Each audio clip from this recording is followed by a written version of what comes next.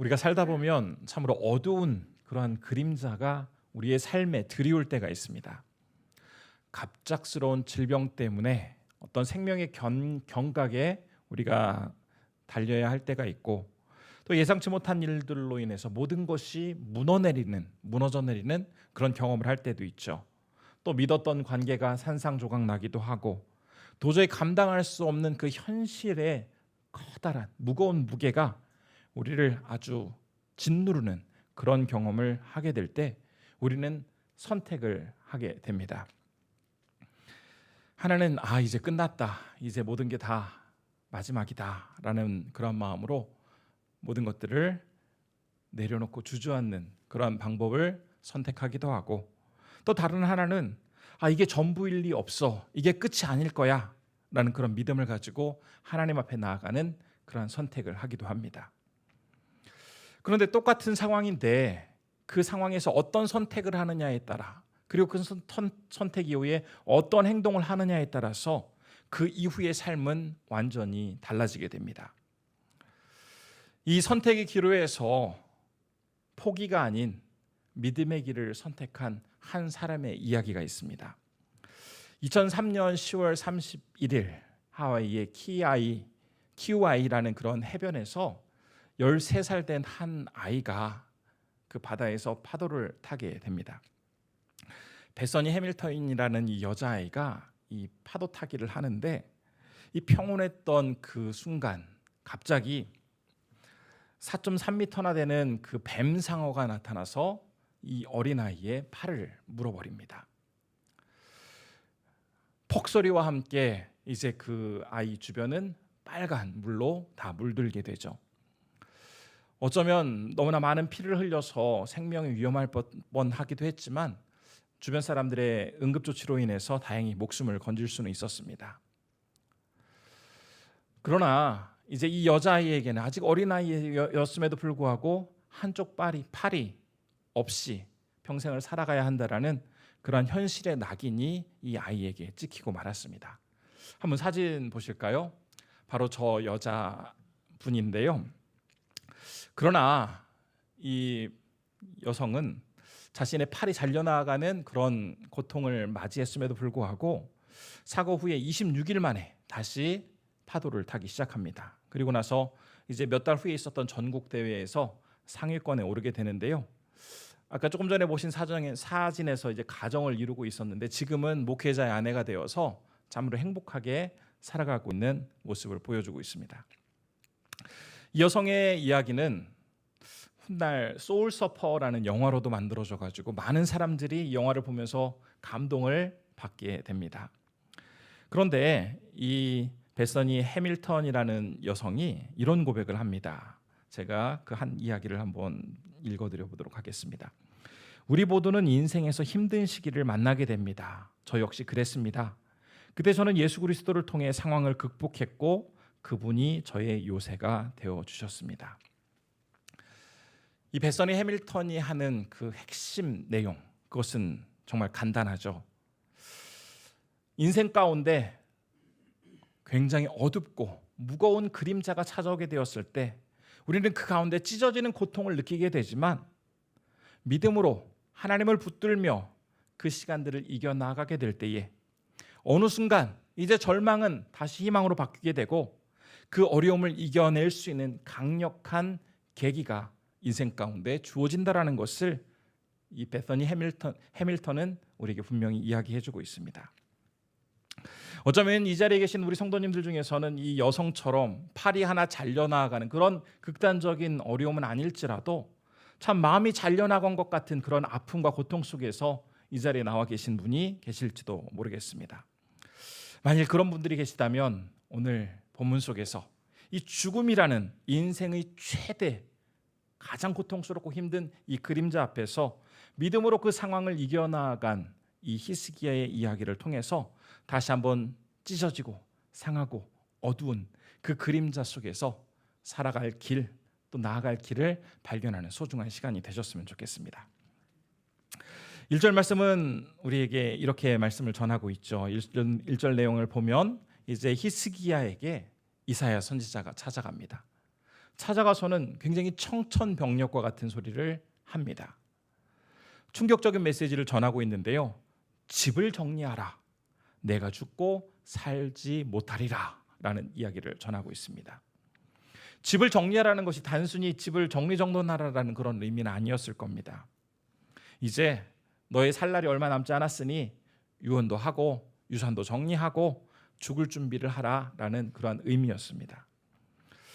이런 엄청난 이야기를 다른 사람도 아닌 평소 아주 친밀하게 지내던 믿을 만한 그 선지자 이사야로부터 들었을 때 히스기야의 마음은 어땠을까요? 아마 이제 끝이구나. 다른 사람은 몰라도 이사야 선지자가 전해준 말이니 이것은 틀림없는 사실로 나에게 다가오겠구나 라는 마음으로 굉장히 마음이 힘들었을 겁니다.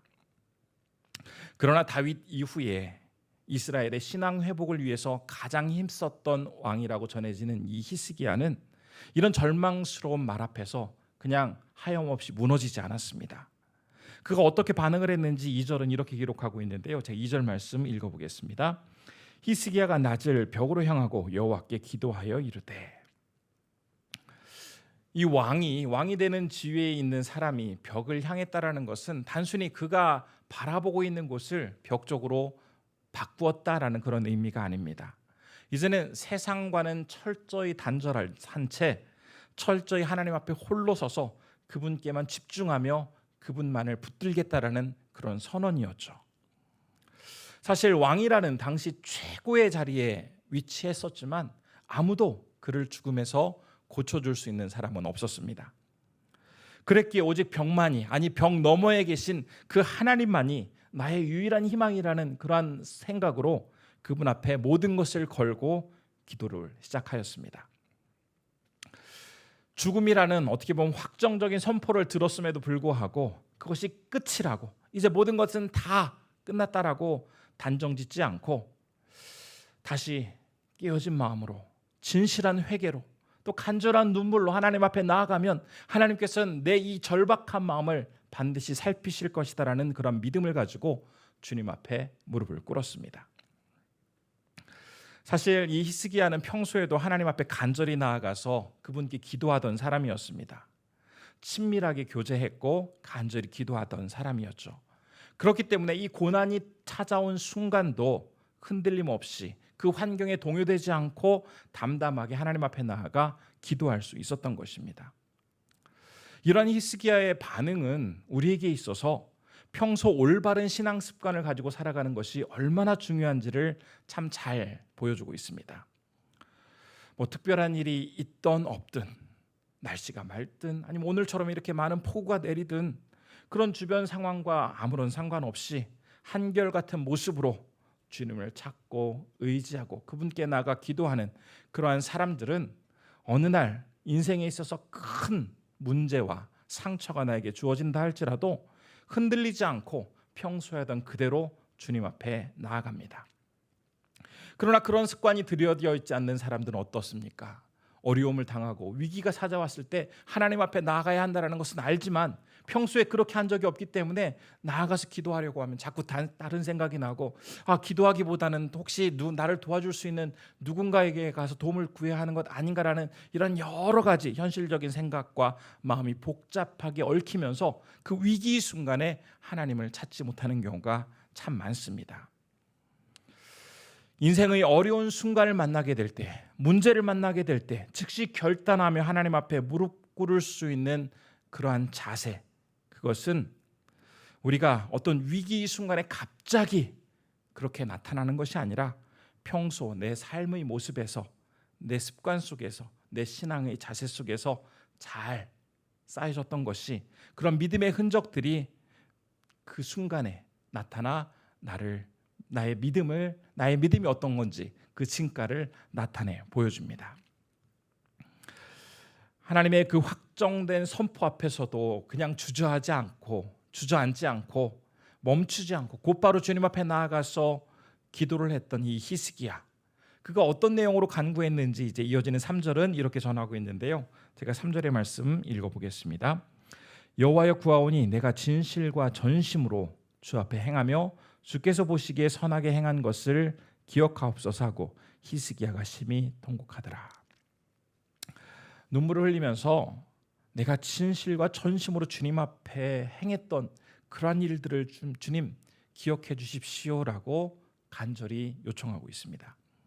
내가 그래도 지금까지 얼마나 열심히 살았는데요. 그래도 하나님 보시기에 부끄럼 없이 살았잖아요.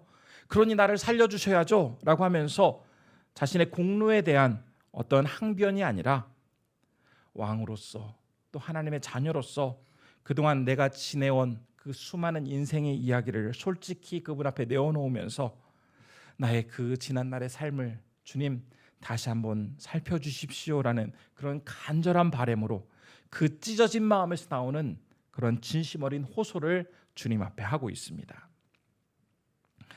하나님 앞에 나아가서 간절히 요청하고 그분을 붙들었을 때 그의 진실한 마음은 이제 하나님의 마음을 움직였습니다.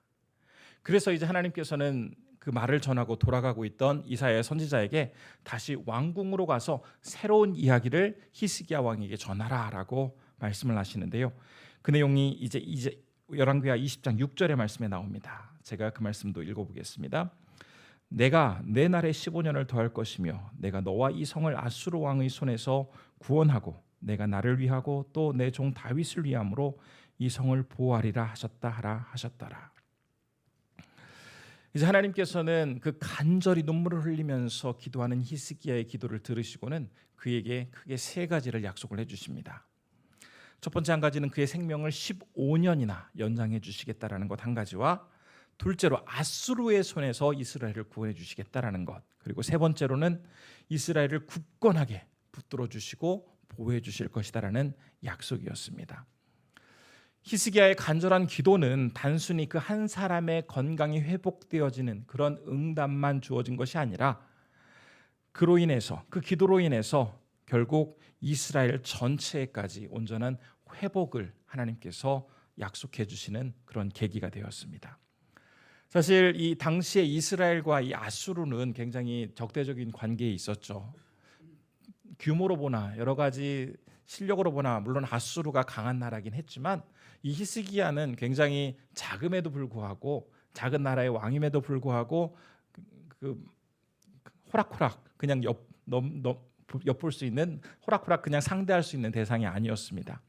그랬기 때문에 이 아수르에게 있어서 이 히스기야라는 왕은 굉장히 눈의 가시와 같은 그런 존재였는데 그가 만일 사라지게 된다면 이스라엘 쉽게 다 차지할 수 있는 그런 상황이 올 수도 있었을 텐데 하나님께서 히스기야를 회복하심으로써 이제 이스라엘이라는 국가적으로 볼 때에도 굉장한 안정이 유지될 수 있었습니다.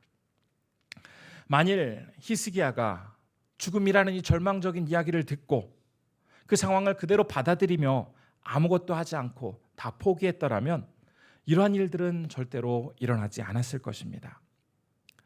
하나님을 향해 눈을 돌리고 그의 자세와 태도를 그분께 향하게 하고 간절히 기도하게 되었을 때 응답과 회복이라는 영광스러운 결과가 히스기야 개인과 이스라엘에 주어지게 되었습니다. 우리 인생 가운데도 이제는 끝났다, 이제는 더 이상 희망이 없다라는 생각을 하게 될 때가 언제라도 찾아올 수 있습니다. 그때에 우리 역시 포기하지 않고 진실된 마음으로 하나님 앞에 구하게 된다면 눈물로서 간절히 부르짖을 때에 우리 아버지 하나님께서는 우리의 그 눈물과 간구하는 것을 결코 외면하지 않으십니다. 자연의 법칙까지도 바꾸셔서라도 그 기도에 응답해 주시는 그분을 바라보며 우리는 결코 포기하지 말고 끝까지 그분을 붙들어야 할 것입니다. 이제 히스기야의 간절한 부르짖음에 대해서 하나님께서 어떻게 응답하셨는지 7절 말씀이 또다시 소개를 하고 있는데요. 제가 7절 말씀을 한번 다시 읽어보도록 하겠습니다.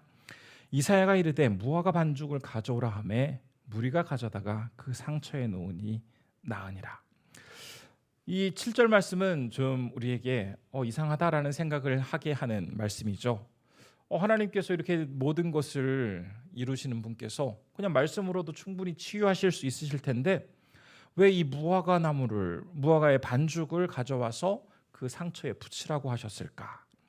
이 무화과라는 것은 당시에 이 상처와 염증에 대해서 치료하는 치료의 성분이 있는 그러한 식물이었습니다. 어떻게 보면 이 히스기야를 치료하는 데 있어서 기적적인 방법이 아니라 그냥 치료할 수 있는 약을 사용해서 그의 질병을 치료해 주고 계십니다. 그런데 하나님께서는 아무런 이유 없이 이러한 일들을 펼치지는 않으셨겠죠. 물론 얼마든지 말씀으로 그를 회복하실 수도 있으셨겠지만 인간에게 실천적인 삶을 요구하심으로써 구체적인 하나님의 역사가 나타나도록 하고 계십니다. 우리는 이 장면을 보면서 아주 중요한 신앙의 원리를 발견할 수가 있습니다. 우리가 기도하게 될 때 하나님은 그 기도에 응답을 해주십니다. 그러나 그 기도의 응답이 어느 순간 기적적인 방법으로, 아주 놀라운 방법으로 우리에게 임할 때도 있지만 더 많은 경우 말씀에 대한 순종 속에서 우리가 그렇게 살아가게 될 때에 우리의 삶 가운데 그 기도에 응답을 해주신다라는 겁니다.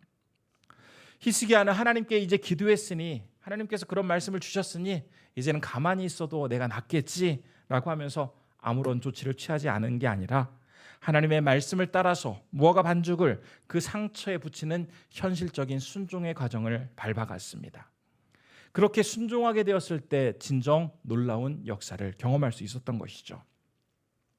사실 우리도 살다 보면 말씀을 통해서 깨닫게 된 것이 참 많이 있습니다. 그런데 말씀을 듣고 알기까지는 하는데 이 무화과 반죽을 붙이라는 이 순종하는 부분에 있어서 온전히 그 과정까지 나아가지 못함으로써 하나님의 역사를 경험하지 못할 때가 참 많죠. 병에 걸렸다면 기도하며 병원에 가는 것, 그것이 바로 무화과의 이 반죽을 상처에 붙이는 행동일 것입니다. 만일 배우자와 심하게 다투었다면 그냥 가만히 시간이 지나면 해결되겠지라고 하면서 아무런 조치도 취하지 않는 것이 아니라 자신의 잘못에 대해서 진정 사과하고 또 뭐 메일을 쓴다든지 전화를 해서 그렇게 회복할 수 있는 노력을 해야지 그것이 무화과 반죽을 붙이는 행동이 될 것입니다. 또 어떤 중독이라든지 굉장히 연약한 상황에서 누군가로부터 도움을 받아야만 그것을 극복할 수 있는 위치에 있다면 적극적으로 나아가서 도움을 요청하는 것, 이것이 바로 무화과 반죽을 붙이는 행동일 것입니다. 우리 성도님들께서도 아직 내가 해야 함에도 불구하고 하지 못하는, 붙여야 함에도 불구하고 붙이지 못하는 그 무화과 반죽이 있으실 겁니다. 내려놓아야 하는 자존심이 이 무화과의 반죽이 되어서 아직 그렇게 붙이지 못하고 있는 분들도 있으실 것이고, 회복해야 할 그러한 관계가 있고 풀어야 할 숙제가 있음에도 불구하고 내가 아직 용기를 내지 못해서 그것을 실천으로 옮기지 못하시는 분들도 있으실 텐데요. 만일 이러한 것들이 남겨진 채 왜 나에게는 기도의 응답이 없을까? 내 삶에는 변화가 없을까? 라고만 생각할 것이 아니라 하나님께서 내 마음속에 깨닫게 해주시는 것이 있다면 그것을 적극적으로 순종함으로써 우리 역시 해결받는 그러한 경험을 해야 할 것입니다. 그런데 오늘 본문 말씀을 보다 보면 이제 치유받는 장면이 여기까지 진행이 되는데 이야기는 여기서 끝나지 않습니다. 히스기야는 하나님께서 자신을 깨끗하게 치유해 주실 것이다라는 그 이야기를 듣고 또 실제로 그 무화과 반죽을 붙이는 행동까지 하지만 하나님 앞에 나아가서 한 가지 더 구체적인 증거를 보여달라고 이야기를 합니다. 그 이야기는 이제 9절부터 11절 말씀을 통해서 우리가 알 수 있는데요. 바로 해의 그림자가 뒤로 10도 물러가는 그러한 일들을 보여달라고 이야기합니다. 사실 지금이야 우리가 휴대전화를 본다든지 아니면 손목에 이 손목시계를 보고 또 길거리를 가다가도 여기저기 이렇게 시계가 있기 때문에 지금 몇 시인지를 알 수 있습니다. 그러나 이 히스기야가 살던 시대에는 시간을 알 수 있는 유일한 방법이 이 해시계의 이 시침의 이 그림자를 통해서만 몇 시인지를 알 수가 있었죠. 11절에서 하나님께서 이 태양의 그림자를 10도 뒤로 물러가게 하신다라는 것, 이것은 정말 자연의 법칙을 벗어난 엄청난 사건이었죠. 그런데 하나님께서 이 자연을 주관하시는 그분께서 자연의 법칙을 변경하면서까지도 히스기야에게 그러한 일들을 보여주고 계신다라는 것은 내가 반드시 이 약속을 성취할 것이다라는 분명한 보증이었습니다. 오늘 본문에서 이 태양의 그림자, 해의 그림자라는 표현이 나오는데요. 오늘 본문 이외에도 성경에 보면 이 그림자라는 표현이 참 많이 등장을 합니다. 시편 91편 1절에서는 이렇게 사용을 하고 있습니다. 지존자의 은밀한 곳에 거주하며 전능자의 그늘 아래 사는 자요. 우리 성경에서는 그늘이라고 되어 있지만 이것이 그림자라는 뜻입니다. 이 말씀 속에서의 그림자는 하나님께서 보호해 주시는 그 영역, 우리가 안식을 취할 수 있는 그곳, 우리의 피난처가 될 수 있는 그곳을 의미하는 그런 단어이죠. 또 신약 성경에서는 이런 말로도 그림자가 사용되고 있습니다. 골로새서 2장 17절 말씀인데요. 이것들은 장래일의 그림자이나 몸은 그리스도의 것이니라. 이것들은 율법과 제사를 의미합니다. 이러한 것들이 이제 장차 예수님께서 행하실 그 많은 일들에 대한 그러한 예증적인 예표적인 기능을 하였다라는 뜻에서 이 그림자라는 단어를 사용을 합니다. 분명하게 보이진 않지만 본질은 아니지만 희미하게라도 그게 본질은 아니더라도 그것을 통해서 우리가 어느 정도 알 수 있는 그러한 단어를 표현하기 위해서 그림자라고 사용을 하고 있습니다. 그런데 이 그림자라는 것은 특징이 있죠. 그림자는 아무 때나 생기는 게 아니라 빛이 있어야만 그림자가 생깁니다. 바꿔 이야기하면 빛이 없으면 그림자도 생기지 않습니다. 따라서 이 그림자가 내 인생 가운데 들이친다, 그림자가 생겼다라는 것은 바꾸어 생각하면 동시에 그 그림자를 만들게 한 빛도 함께 존재하고 있다라는 그러한 사실입니다. 본문에서 이제 태양의 그림자가 거꾸로 물러났다라는 그 의미, 그것은 단순히 시간이 뒤로 물러갔다라는 그러한 사실만을 전하고 있지 않습니다. 히스기야가 직면했던 이 죽음의 위협, 죽음의 그림자가 하나님의 주권적인 개입으로 말미암아 이제 생명의 빛으로 바뀌게 되었다라는 이 사실을 선언하는 강력한 증거였습니다. 그렇기 때문에 이 그림자라는 사건은, 그림자라는 이 단어는 히스기야에게 있어서 절망과 죽음의 상징이 아니라 이제는 하나님의 약속의 성취가 온전히 나타나는 그러한 생명의 증거가 되었던 것입니다. 우리 인생 가운데도 참으로 다양한 모습의 그림자가 드리울 수가 있죠. 때로는 실패로, 실직으로, 결혼관계의 파괴로, 또 질병으로, 배신과 같은 그런 안타까운 상황들로 인해서 우리 인생 가운데 여러 그림자가 드리울 때가 있습니다. 그런데 이때 기억해야 할 중요한 사실은 히스기야가 그랬던 것처럼 그 상황을 통해서 역사하시는 그 하나님의 능력, 그것을 인정하고 그 하나님을 바라보게 될 때에 우리의 눈은 그림자에게 집중하는 것이 아니라 그림자 넘어 계신 빛 되신 하나님을 바라볼 수 있게 됩니다. 우리의 눈이 그림자가 아닌 그 빛을 바라보게 될 때에 그 상황에 대한, 그 삶에 대한 해석도 완전히 달라지게 됩니다.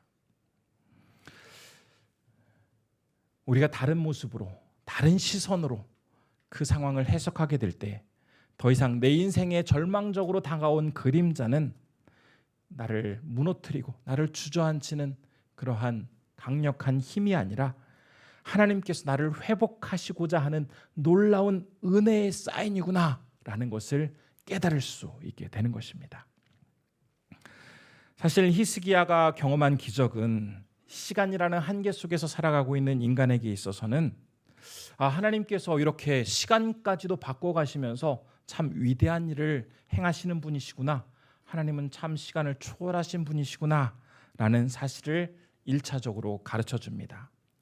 그러나 이 사실만을 가르쳐주고 있는 것이 아니라 오늘 본문 말씀 속에서 이 시간을 10도 뒤로 물러가게 하신 그 하나님은 바로 죽음까지도 주관하시는 그 하나님이시라는 것을 분명히 기억하도록 히스기야에게 알려주고 있습니다. 그분의 손이 임하기만 하면 얼마든지 모든 상황을 다 뒤엎을 수 있는 그런 놀라운 능력을 지니신 분이라는 것을 이 말씀은 우리에게 증거해주고 있죠. 이런 하나님의 초월적인 놀라운 역사는 단지 구약 시대에만 이루어지지 않았습니다. 하나님의 역사는 신약 시대에도 동일하게 이루어졌죠. 바로 예수님의 죽음과 부활 사건을 통해서 시간을 초월하시고 죽음까지도 이기신 그분의 역사는 예나 지금이나 동일하다라는 사실을 아주 선명하게 보여주셨습니다. 예수님께서는 요한복음 2장 19절에서 이렇게 말씀을 하십니다. 제가 그 말씀 한번 읽어보겠습니다. 예수께서 대답하여 이르시되 너희가 이 성전을 헐라 내가 사흘 동안에 일으키리라. 이 말씀에 대해서 사람들은 예수가 저 성전이 허물어질 때 한번 그가 3일 안에 저것을 짓나 못 짓나 한번 보자 이렇게 잘못 해석하기도 했지만 요한은 여기서 말하는 성전이라는 것은 바로 예수 그리스도를 의미한다라는 것을 분명하게 이야기를 합니다.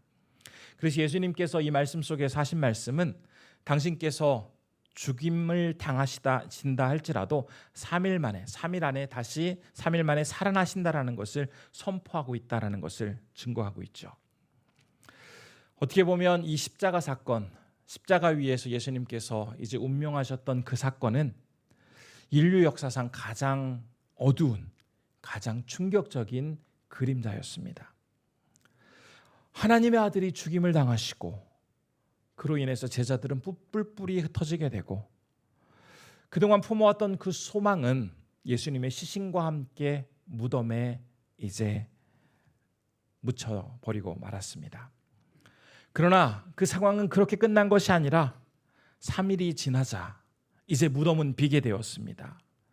그리고 죽음은 부활에 의해서 패배되었고 영원한 생명이 온전히 주어지게 된 것이죠. 히스기야에게 15년의 생명을 연장시켜 주시고 태양의 그 운행을 뒤로 미루면서까지도 초자연적인 역사를 이루셨던 그 하나님께서 이제는 예수 그리스도를 죽음에서 이기게 하심으로써 부활의 첫 열매가 되게 해주셨습니다. 이런 하나님의 능력을 우리가 기억하면서 오늘 본문 말씀을 볼 때 히스기야의 그 부르짖음은 하나님, 제가 조금 더 살고 싶어요. 제가 아직 못한 게 있어서 저에게 좀 몇 년 더 살 수 있는 그런 기회를 주십시오라는 그런 생명 연장의 간절한 바람이 아니었습니다.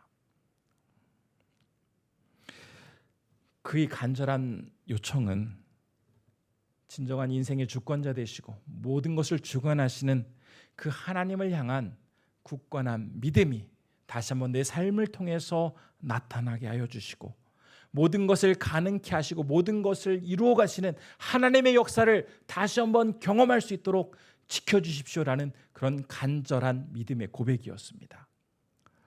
만일 히스기야가 단지 몇 년 생명 연장하는 것을 목표로 삼았다면 그 역시 몇 년 후에 이 세상을 떠나게 되는데 그때 다시 한번 하나님 앞에 간절히 살려달라고 요청을 했겠죠.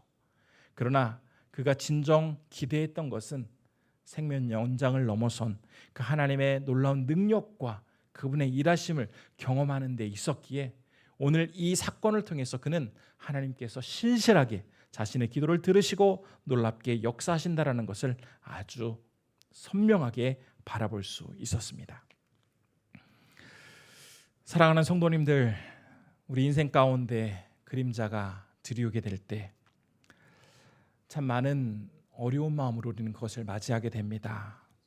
건강이 무너져서 이제 어떻게 해야 하나 참 마음을 졸이면서 그 시간을 맞으시는 분들도 계실 것이고 참 잘 운영되던 그 사업체가 어느 순간 주저앉으면서 참 이러지도 저러지도 못한 채 많이 답답한 시간을 보내시는 그런 분들도 계실 겁니다. 마치 시간이 멈춰버린 것 같은 내가 뭘 해야 할지 도저히 알 수 없는 그런 상황 속에 서게 될 때에 우리가 기억해야 할 것, 우리가 선택해야 할 것은 그 어둠 속에서도 그 그림자 이면에 하나님의 빛은 여전히 비춰지고 있다는 사실입니다. 그림자를 통해서 여전히 하나님께서는 내가 존재하고 있다는 것을 우리가 깨닫기를 간절히 원하십니다. 그리고 우리가 그 그림자를 통해서 하나님의 그 은혜를 깨닫게 되었을 때에 오늘 제가 말씀을 시작하면서 언급했던 이 벳서니 해밀턴처럼 비록 불의의 사고로 팔은 잃어버렸을지 모를지언정 그는 다시 바다와 새로운 인생을 찾을 수 있게 되었고 히스기야처럼 죽음을 선고받긴 했지만 그 상황을 통해서, 그 사건을 통해서 하나님이 얼마나 위대하고 놀라우신 분이신지를 생생하게 경험할 수 있는 그런 기회를 갖게 됩니다. 또한 이러한 하나님의 은혜를 발견하게 될 때에 우리 또한 예수님처럼 죽음을 당할 수 있을지 모르지만 또 예수님께서 그러셨던 것처럼 부활에 동참함으로써 하나님의 역사를 경험할 수 있게 됩니다. 만일 그런 그림자 속에서, 어두움 속에서 여전히 방황하고 계신 분들이 있으시다면 한번 그런 분들께 제가 오늘 본문 말씀을 기준으로 해서 실천할 수 있는 3가지 방법을 한번 말씀 짧게 드려보고자 합니다. 우리가 그런 어려운 상황 속에서 믿음으로 그 시간들을 이루어 나가기 위해서 해야 할 첫 번째 것, 바로 인생의 그림자 앞에서 기도의 무릎을 꿇는 겁니다. 절망적인 상황이 나에게 찾아오고 아무리 큰 위기가 찾아온다 할지라도 우리가 눈물로 그분 앞에 서게 되었을 때 하나님께서는 반드시 나의 기도를 들으시고 그분의 마음을 돌이켜서라도 나의 상황을 해결해 주시는 그분이라는 것을, 그 하나님이라는 것을 다시 한번 믿으면서 결코 포기하지 말고 그분 앞에 무릎 꿇게 될 때에 그 무릎 꿇는 자리가 절망의 자리에서 곧 회복의 자리로 바뀐다라는 사실을 분명히 경험하실 수 있을 겁니다. 두 번째로 우리가 기억해야 할 것은 그림자를 바라보는 새로운 시선이 나에게 주어지도록 기도해야 할 것입니다. 내 눈이 자꾸 내 앞에 드리워져 있는 그 어두운 그림자만 바라보는 것이 아니라, 그 어둠의 징조로 인해서 낙심할 것이 아니라 그 그림자 이면에 빛이 있다라는 그 증거를 기억하면서 그 은혜의 빛으로 나를 초대하시는 그 하나님의 간절한 마음을 기억하게 될 때에 내 눈은 더 이상 그림자가 아닌 하나님만을 바라보게 된다라는 사실을 기억하면서, 하나님, 내가 이 상황을 바라볼 수 있는 그런 믿음의 눈을 갖게 도와주십시오라는 그러한 기도의 제목이 우리에게 필요할 것입니다.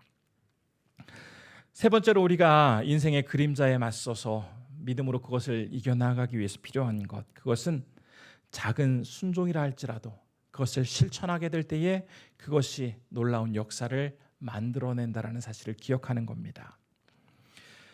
히스기야가 무화과 반죽을 자신의 아픈 부위에 붙임으로써 그의 병은 나았습니다. 아마 그 반죽으로만 나을 수 있는 거였다면 하나님께서 그에게 죽음을 이야기하지는 않으셨겠죠. 아마 그보다 더 큰 상황이었겠지만 궁극적으로 하나님께서는 무화과 반죽을 붙이는 그 행동을 통해서 결국 낫도록 해주셨습니다. 때로는 그 행동이 되게 우스워 보일 수도 있고 별것 아닌 것처럼 보일 수도 있고 내가 도저히 창피해서 내 마음이 내키지 않아서 못할 것 같아라는 그런 행동일 수도 있습니다. 그러나 하나님께서 말씀해 주신 것이라면 그 말씀에 대한 순종을 통해서 놀라운 역사가 일어난다는 것을 기억할 때에 비록 그것이 작아 보이고 별것 아닌 것처럼 보인다 할지라도 진심으로 순종하게 될 때 우리는 놀라운 역사를 경험할 수 있게 될 것입니다. 우리 성도님들, 오늘 말씀을 통해서 다시 한번 내 인생에 찾아온 여러 가지 역경과 그 무거운 그림자에 대한 인식을 다시 바꾸셨으면 합니다. 그 그림자는 끝이 아니라 하나님이 개입하실 때가 되었다라는 그러한 중요한 시간을 우리에게 알려준다라는 것과 그 그림자를 뚫고 나오는 그런 하나님의 그 놀라운 은혜 가운데 우리에게는 반드시 새날이 열릴 것이다라는 그런 믿음과 함께 아무리 내가 지금 힘들고 어렵다 할지라도 끝까지 포기하지 않고 이 길을 걸어가게 될 때에 하나님께서는 반드시 나의 인생 가운데도 놀라운 역전과 위대한 역사를 이루어 주실 것이다라는 그런 확신을 가지고 오늘도 그 위기와 어려움을 묵묵히 이겨나가시는 우리 귀한 성도님들 되시기를 진심으로 축복합니다. 오늘 기도하도록 하겠습니다.